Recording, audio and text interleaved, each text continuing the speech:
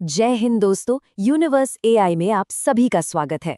तो आज हम सब मिलकर एक सफर पे निकलने वाले हैं, आधुनिक भारतीय इतिहास की एक महागाथा के सफर पर। और देखिए, ये सिर्फ तारीखों और घटनाओं की लिस्ट नहीं है, नहीं, ये तो एक राष्ट्र के जन्म की कहानी है। तो इस पूरे विश्लेषण में ना हम तीन मेन बातों पर फोकस करेंगे। पहली चीज, इसकी पूरी ऐतिहासिक पृष्ठभूमि, मतलब यूरोपियन पावर्स के आने से लेकर हमारी आजादी तक का पूरा लेखा जोखा। दूसरी चीज, और ये आप सबके लिए बहुत जरूरी है, एग्जाम्स में इसका क्या महत्व है, चाहे यूपीएससी हो या बीपीएससी, प्रीलिम्स और मेंस दोनों में ये वाला हिस्सा सबसे ज्यादा स्कोरिंग होता है। और तीसरी सबसे जरूरी बात, कॉन्सेप्ट की क्लैरिटी।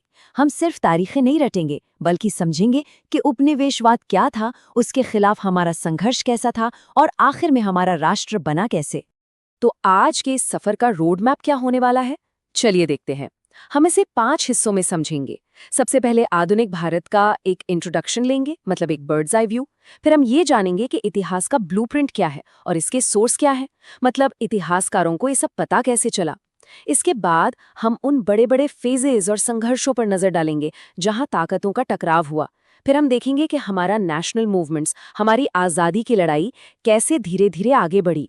और आखिर में सबसे जरूरी, हम एग्जाम के लिए एक सॉलिड स्ट्रैटेजी बनाएंगे। चलिए, तो शुरू करते हैं हमारे पहले सेक्शन से, आधुनिक भारत एक परिचय। यहाँ हम पूरे सिलेबस का एक खाका तैयार करेंगे ताकि आगे का रास्ता एकदम क्लियर हो जाए। आइए इस ब्लूप्रिंट को थोड़ा और गहराई से समझते हैं। ये स्लाइड आप कह सकते हैं हमारे पूरे सिलेबस का नक्शा है। देखिए, सेंटर में है आधुनिक भारत। हमारी कहानी शुरू कहाँ से होगी? स्रोत एवं उपागम से, यानी भाई इतिहास लिखा कैसे गया। फिर हम आगे बढ़ेंगे यूरोपीय आगमन व ब्रिटिश विजय की तरफ, जहाँ देखेंगे कि कैसे व्यापार करने आई कंपनियां शासक बन बैठीं। इसके बाद हम देखेंगे विद्रोह एवं सुधार, जिसमें 1857 की क्रांति और राजा राम मोहन राय जैसे समाज सुधारकों का दौर शामिल है। फिर आता है भारतीय इतिहास का सबसे जरूरी हिस्सा, राष्ट्रीय आंदोलन, जिसके 3 चरण थे, उदारवादी, उग्रवादी और गांधीवादी युग। और आखिर में हम देखेंगे स्वतंत्रता के पश्चात कि 1964 तक भारत ने खुद को एक राष्ट्र के रूप में कैसे खड़ा किया। चलिए, अब चलते हैं अपने दूसरे सेक्शन पर, इतिहास का ब्लूप्रिंट और स्रोत। आखिर ये इतिहास बनता कैसे है? कौन से सबूत हैं जिनके आधार पर हम अपने अतीत को समझते हैं? ये जानना बहुत बहुत जरूरी है। ये स्लाइड हमें बताती है कि हिस्टोरिकल एविडेंस को एनालाइज कैसे किया जाता है। पहला पॉइंट कहता है कि मॉडर्न इंडियन हिस्ट्री को लिखने के लिए हमारे पास सोर्सेज की कोई कमी नहीं है, भरपूर हैं। दूसरा पॉइंट समझाता है कि इतिहास का मतलब सिर्फ घटनाओं को लिख देना नहीं होता, बल्कि सरकारी दस्तावेजों और उस समय की दूसरी राइटिंग्स को बहुत बारीकी से एनालाइज करना होता है। और तीसरा, सबसे अहम पॉइंट, स्टेट आर्काइव्स यानी सरकारी अभिलेखागार में रखे गए डॉक्यूमेंट्स इतिहास लिखने का सबसे ऑथेंटिक आधार हैं। ये वो फाइलें हैं जो सरकारें खुद मेंटेन करती थीं। अच्छा, अब ये पिरामिड देखिए, ये हमें एकदम साफ साफ समझाता है कि कौन से सोर्स की कितनी अहमियत है। एक हायरार्की है, आप कह सकते हैं। तो सबसे नीचे बेस में क्या है? अन्य यूरोपीय एवं समकालीन स्रोत, मतलब पुर्तगाली, डच, फ्रेंच कंपनियों के रिकॉर्ड्स। ये क्रॉस चेक करने के लिए बहुत जरूरी हैं। फिर बीच में आते हैं ईस्ट इंडिया कंपनी के रिकॉर्ड्स। ये 1600 से 1857 तक के दौर की सबसे डिटेल्ड जानकारी देते हैं। और सबसे ऊपर, टॉप पर, शिखर पर क्या है? राजकीय अभिलेख, यानी 1858 के बाद जब भारत सीधे ब्रिटिश क्राउन के अंडर आ गया, तब के सरकारी दस्तावेज।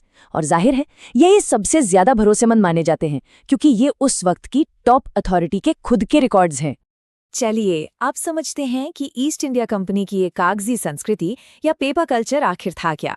पहला, उनके रिकॉर्ड्स का दायरा बहुत ही बड़ा था, जिसमें ट्रेड से लेकर पॉलिटिक्स तक सब कुछ शामिल था। दूसरा, उनकी एक रिटन सिस्टम थी, मतलब एक छोटी सी खरीद से लेकर किसी राजा के साथ संधि तक हर चीज का लिखित ब्यौरा रखा जाता था। और तीसरा, इन रिकॉर्ड से हमें कंपनी के बोर्ड ऑफ डायरेक्टर्स की सोच का पता चलता है कि लंदन में बैठे लोग भारत के लिए क्या पॉलिसीज बना रहे थे और क्यों बना रहे थे। लेकिन सिर्फ सरकारी कागज ही काफी नहीं है, कुछ और भी था जिससे इतिहास लिखा गया। ये सप्लीमेंट्री सोर्स भी बहुत जरूरी हैं। लेफ्ट साइड में देखिए, दूसरे यूरोपियन रिकॉर्ड्स हमें इकोनॉमिक हिस्ट्री की जानकारी देते हैं और ब्रिटिश दावों की सच्चाई को परखने में हमारी मदद करते हैं। और राइट साइड पर है उस दौर का लिटरेचर, जैसे उस समय के ट्रैवलर्स के लिखे यात्रा वृत्तांत या फिर महान लोगों की बायोग्राफीज। ये हमें उस दौर के समाज की एक बड़ी दिलचस्प झलक देते हैं कि आम लोग कैसे रहते थे, क्या सोचते थे। अब हम आगे बढ़ते हैं अपने तीसरे सेक्शन की तरफ, प्रमुख चरण और संघर्ष। यहाँ हम देखेंगे कि कैसे अलग अलग ताकतों के बीच टकराव हुआ और आखिर में अंग्रेज कैसे सबसे ऊपर पहुंच गए। ये टाइमलाइन पहले फेज की पूरी कहानी बयां करती है। शुरुआत होती है यूरोपीय आगमन से, जब व्यापार के लिए कई कंपनियां भारत आईं। ठीक उसी समय मुगल साम्राज्य का पतन हो रहा था, जिससे देश में एक पॉलिटिकल वैक्यूम पैदा हो गया। बस इसी वैक्यूम को भरने के लिए ब्रिटिश विस्तार शुरू हुआ, जिसमें प्लासी और बक्सर की लड़ाइयां डिसाइसिव साबित हुईं। और आखिर में मैसूर, मराठा और सिखों को हराकर अंग्रेजों ने अपनी सर्वोच्चता की स्थापना कर ली। चलिए अब जरा इन शक्तियों की तुलना करते हैं कि कौन कामयाब हुआ और कौन नहीं। सबसे पहले पुर्तगाली, जो सबसे पहले आए। उनका मकसद था समुद्री व्यापार पर कब्जा और धर्म का प्रचार, लेकिन उनकी कट्टरता ही उन्हें ले डूबी। फिर आए डच, जिनका पूरा ध्यान सिर्फ मसालों के व्यापार पर था, लेकिन वो अंग्रेजों से हार गए। फ्रांसीसी बड़े इरादे लेकर आए थे, वो भारत में पॉलिटिकल पावर चाहते थे, लेकिन अंग्रेजों के साथ स्ट्रगल में टिक नहीं पाए। और आखिर में आते हैं अंग्रेज, जिन्होंने व्यापार से शुरुआत की और धीरे धीरे अपनी डिप्लोमेसी और पावरफुल नेवी के दम पर पूरे भारत पर कब्जा कर लिया। ये 3 नक्शे आप देखिए पूरी कहानी खुद ही बता रहे हैं। पहला नक्शा है 1750 का, जो मुगलों के टूटने के बाद पैदा हुए पावर वैक्यूम को दिखाता है। हर छोटी बड़ी ताकत अपने लिए लड़ रही थी। दूसरा नक्शा है 1790 का, जो अंग्रेजों की रिंग फेंस या बफर स्टेट पॉलिसी को दिखाता है, जहां वे अपने इलाकों की सेफ्टी के लिए पड़ोसी राज्यों को दोस्त बना रहे थे। और तीसरा नक्शा है 1850 का, जो ब्रिटिश डोमिनेंस दिखाता है, जहां सब्सिडियरी अलायंस और डॉक्ट्रिन ऑफ लैप्स जैसी अग्रेसिव पॉलिसीज से लगभग पूरे भारत को ब्रिटिश कंट्रोल में ले लिया गया था। तो अब जब अंग्रेजों ने अपनी सत्ता जमा ली तो उसका रिएक्शन तो होना ही था।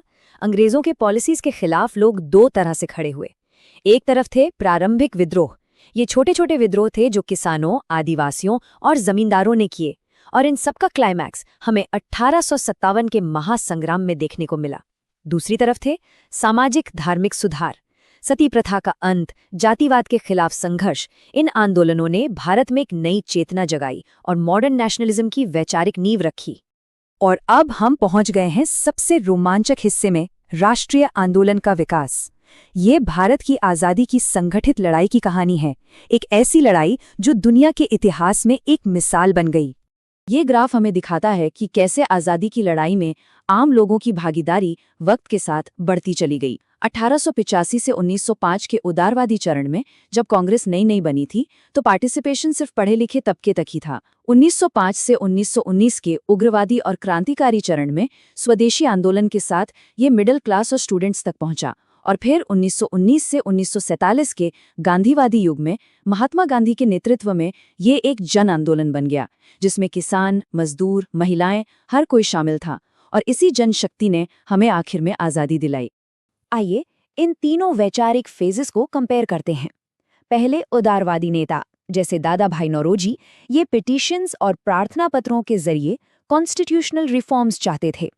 इनका सोशल बेस पढ़े लिखे शहरी लोग थे, जैसे वकील, डॉक्टर, प्रोफेसर। फिर आए उग्रवादी नेता जैसे बाल गंगाधर तिलक, जिन्होंने स्वदेशी और बॉयकॉट का नारा दिया।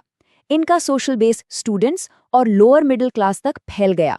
और आखिर में आया गांधीवादी युग, जिसमें सत्य और अहिंसा के सिद्धांतों पर असहयोग और सविनय अवज्ञा जैसे आंदोलनों ने पूरे भारत को एक कर दिया, जिसमें समाज का हर तबका शामिल था।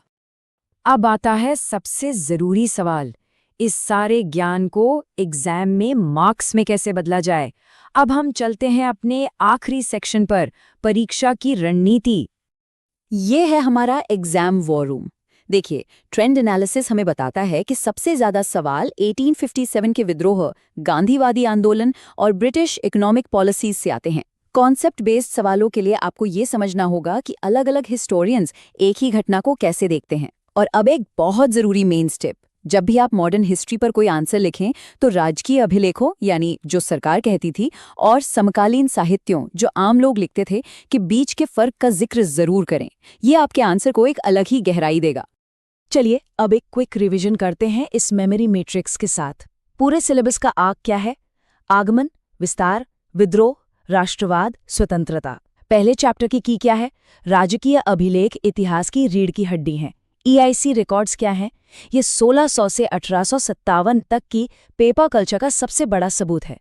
और एग्जाम का गोल्डन रूल क्या है? इतिहास सिर्फ तारीखें नहीं है, बल्कि ताकतों का टकराव और समाज पर उसके असर का विश्लेषण है। और अंत में बस ये याद रखिएगा, विजय आपका इंतजार कर रही है। इतिहास वो रचते हैं जो लगातार कोशिश करते हैं। आपकी एग्जाम की तैयारी भी एक ऐतिहासिक संघर्ष ही है। अडिग रहिए और विजयी बनिए। वीडियो देखने के लिए धन्यवाद दोस्तों। चैनल को सब्सक्राइब, लाइक, कमेंट और शेयर कीजिए।